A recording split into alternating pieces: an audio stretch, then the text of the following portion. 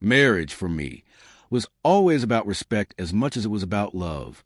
I believe when two people stand before family and friends, exchange vows, and promise loyalty, that bond should remain sacred.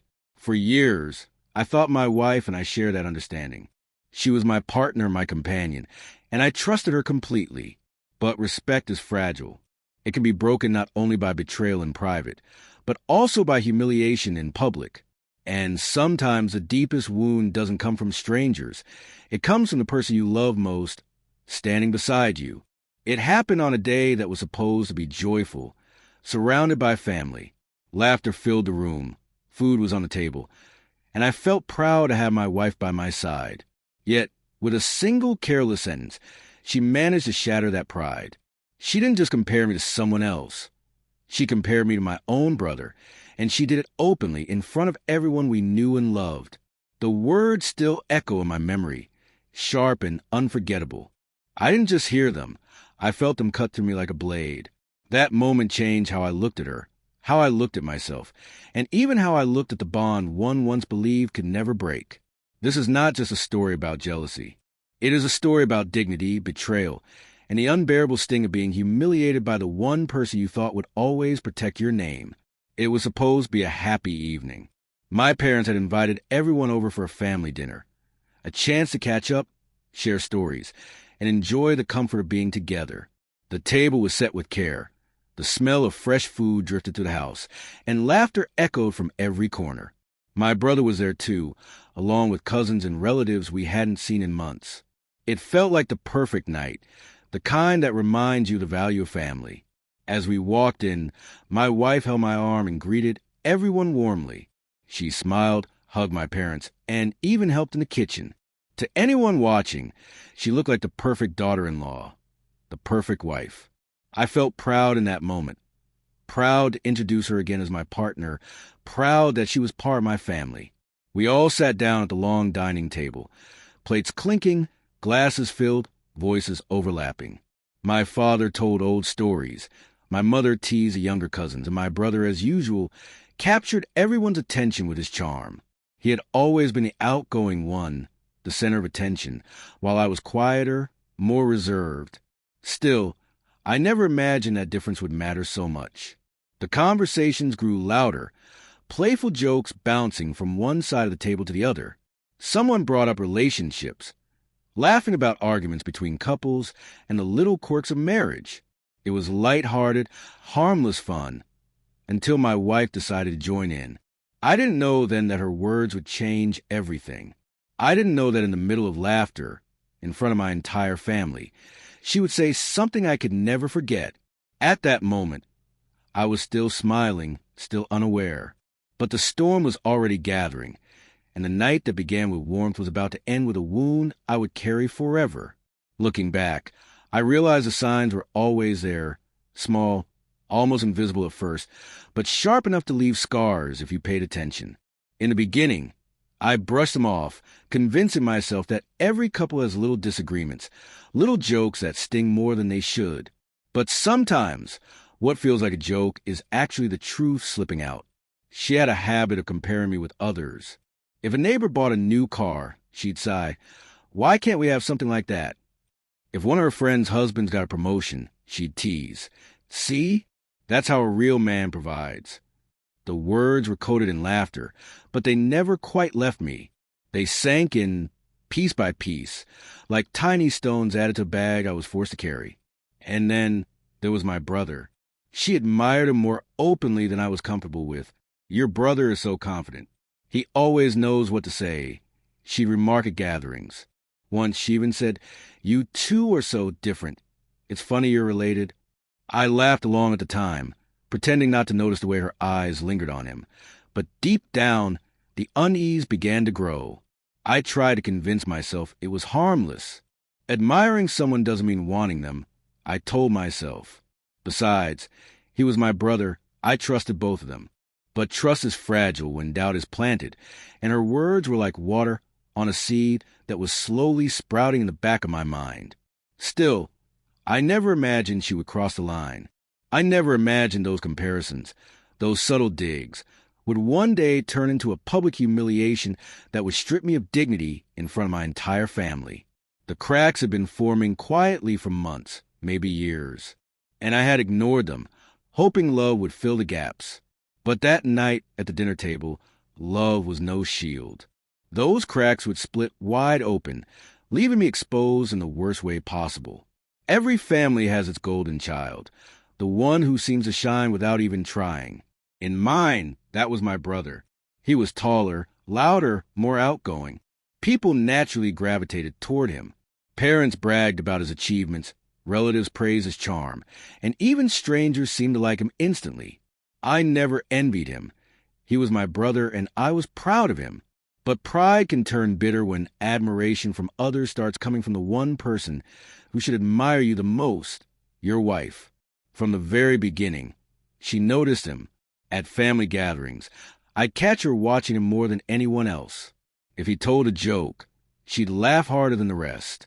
If he shared an opinion, she'd nod as if his words carried more weight than mine. At first, I told myself I was imagining it, that I was being insecure, but the feeling never left.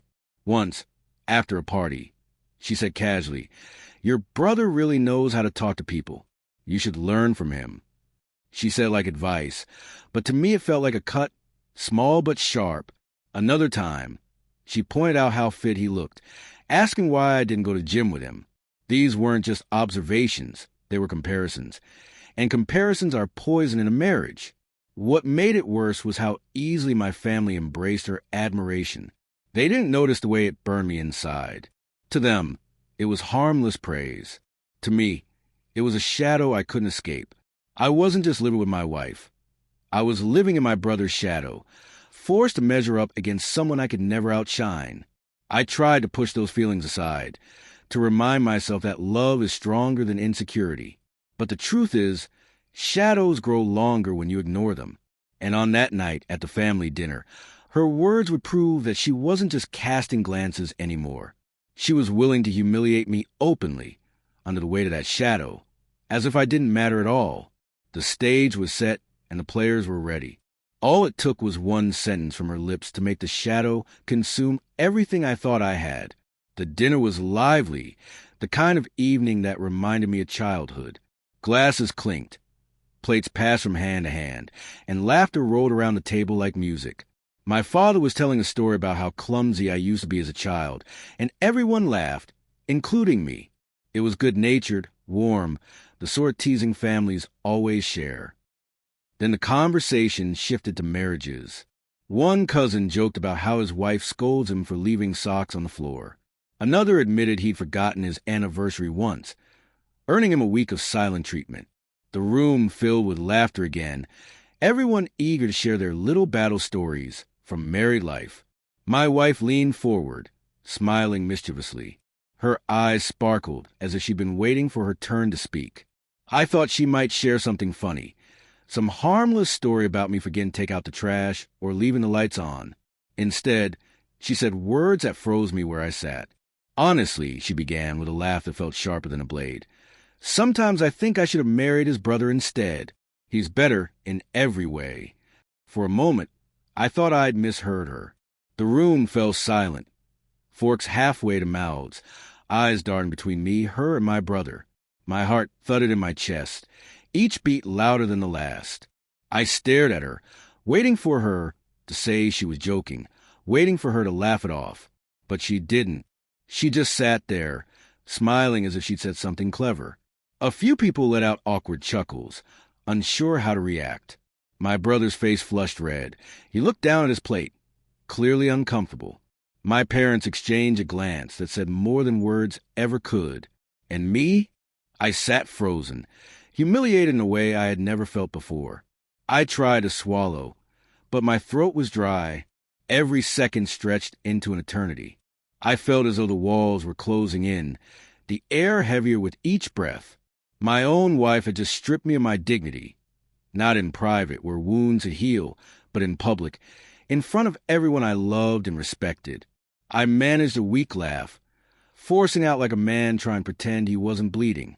"That's quite a joke," I said softly, though my voice cracked. But inside, I wasn't laughing. Inside, I was burning. The meal went on, but the mood had changed. Conversations became fragmented.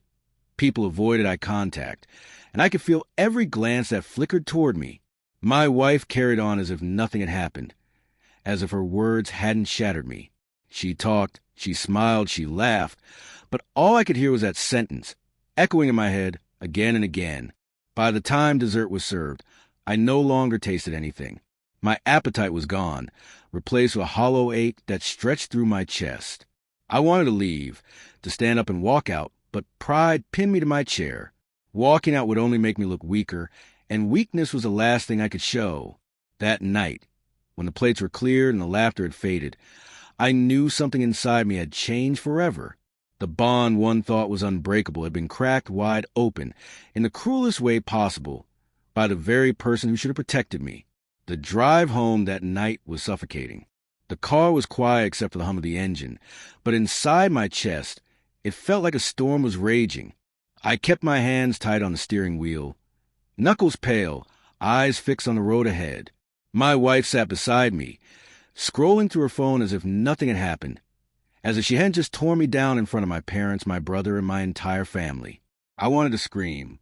I wanted to pull over and demand an explanation, but the words tangled in my throat, choked by a mix of anger, shame, and disbelief. So I stayed silent, letting the weight of her sentence crush me again and again in my mind. When we finally reached home, the silence broke. I shut the door harder than I meant to, my chest rising and falling with rage I could no longer hide. "Why would you say that?" I asked, my voice trembling, not from fear, but from the pain that had been festering since dinner. "Why would you humiliate me like that in front of everyone?" She looked up from her bag, her face unreadable, almost bored. "Oh, come on," she said, rolling her eyes. It was a joke. Everyone was laughing. "You're just too sensitive." A joke. That word sliced through me. To her, my humiliation was entertainment. To her, my shame was something to laugh about. A joke. I repeated, my voice sharper now. "Do you realize what you implied? You didn't just compare me to anyone. You compared me to my brother, my own brother. Do you have any idea how that makes me look?" Her lips tightened, her tone defensive. "You're overreacting. People will forget about it tomorrow. You always make things bigger than they are." Her dismissiveness hit harder than the original insult. It wasn't just what she said at dinner. It was her refusal to see the damage. She hadn't just embarrassed me. She had stripped away my dignity and then acted as though I was a problem for caring. I stood there, staring at her, my chest heavy with a mix of rage and heartbreak. I wanted her to apologize, to show even the smallest sign of regret. But she didn't. She crossed her arms, waiting for me to calm down, waiting for me to swallow the pain and pretend it didn't matter. That night, I lay awake long after she fell asleep. The echo of her laughter, the look on my brother's face, the silence around the dinner table, it all replayed in my head like a cruel movie stuck on repeat. I realized then that this wasn't just one careless remark. It was a reflection of something deeper, something broken in our marriage. And the worst part? She couldn't even see it. The days after the dinner felt heavier than the night itself. I thought maybe the awkward moment would fade away, that people would brush it off as just another careless joke. But humiliation has a way of living longer than laughter. It lingers in the air, it travels in whispers, and it grows each time someone remembers it. The first call came from my mother. Her voice was soft, hesitant. "Are you all right, Beta?" she asked. She didn't say the words directly, but I knew what she meant. She had seen the look on my face, the way my smile faltered when my wife delivered that cruel line. I told her I was fine, but even I didn't believe it. A mother always knows when her child is bleeding, even if the wound is invisible. Then my cousin texted me late at night. "Bro, what was that all about?" She really said that. I didn't reply. What could I say? Yes, my wife stood in front of you all and declared she preferred my brother? Yes, I sat there like a fool while everyone watched. Some things have no defense. My father didn't call right away, but when he finally did, his words cut deep. Respect is everything in a marriage. If she doesn't respect you, what's left? He wasn't angry, just disappointed, his tone heavy with the weight of experience. Even my brother tried to reach out. He sent a message, apologizing for the situation, insisting he never encouraged it. I believe him, but the damage was already done. His silence at the table had spoken louder than any words could. The humiliation didn't stay confined to that dining room. It spread to the family like wildfire, carried inside conversations, half-whispered jokes, and sympathetic glances. Everywhere I turned, I felt it. The pity, the judgment, the memory of what she said. And in the middle of it all stood my wife, unbothered, moving on with her days as if nothing had happened. She didn't see the weight I carried now. She didn't feel the way every glance reminded me of that night. She didn't understand that when she humiliated me, she didn't just hurt me. She scarred the way my family looked at me forever. For weeks, I tried to carry on as if life was normal. I went to work, came home, shared meals, and even forced smiles when needed. But beneath the surface, I was boiling. Her words replayed in my head each night, keeping me awake long after she fell into peaceful sleep. Every glance at my brother's number on my phone, every family message thread, every memory of that dinner pulled me back into the same humiliation. I kept hoping she would acknowledge it, apologize in some way, or at least admit that she had crossed a line. But instead, she doubled down. One evening, while scrolling through social media, she chuckled and said, "See? Your brother posted a new gym picture. He really takes care of himself. You should learn something from him." That was the moment the dam cracked. My hands trembled, my chest tightened, and before I could stop myself, I snapped. "Do you ever hear yourself?" I shouted, my voice louder than I intended. "Do you realize how many times you compare me to him? Do you know how it feels to be your husband and constantly hear that I'll never measure up, not just in private, but in front of my family?" She looked at me, stunned for a moment, then rolled her eyes. "You're exaggerating again. Why do you always twist my words? You're making a big deal out of nothing." But it wasn't nothing. It was years of silent cuts, months of comparisons, and that one brutal night that broke my pride. I slammed my fist against the table, the sound echoing in the room. "No, it's not nothing. You humiliated me. You made me feel small in front of the people who matter most. And you don't even care." The silence that followed was heavy. For the first time, I saw her expression falter. Maybe she realized I wasn't going to swallow it anymore. Maybe she saw that she had pushed me too far. That night, as I lay awake, I realized something important. Love might forgive mistakes, but dignity doesn't recover so easily. A marriage can survive arguments, even betrayal.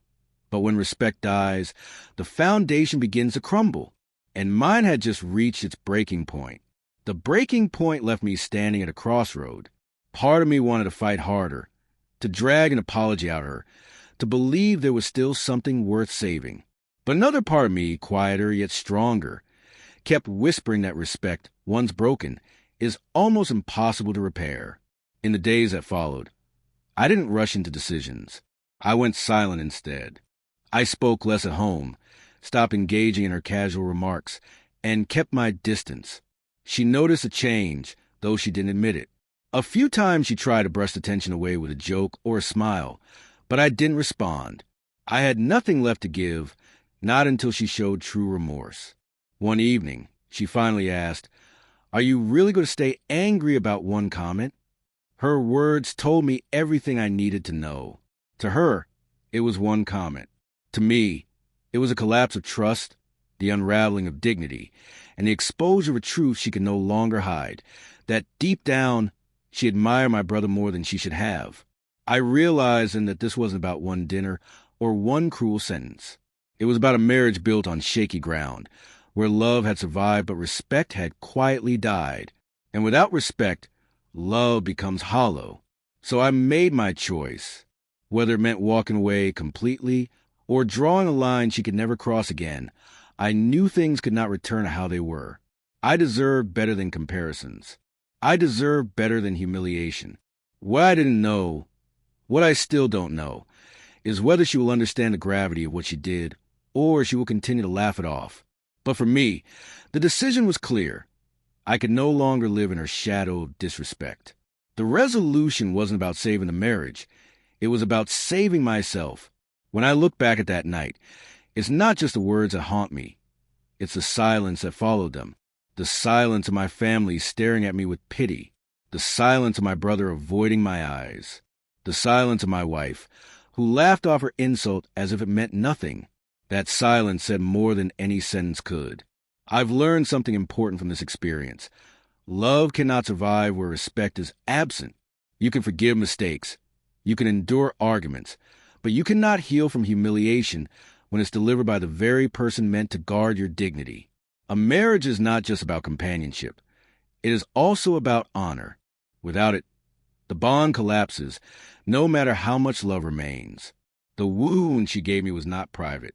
It was carved into my reputation, into the way my family looked at me, into the way I began to see myself. That kind of pain doesn't fade easily, if at all. So whether our marriage continues or ends, I know one truth with certainty. I will never again accept being treated as less than I am. Dignity is not negotiable. Respect is not optional. And sometimes the greatest act of self-love is walking away from the one who forgot how to value you.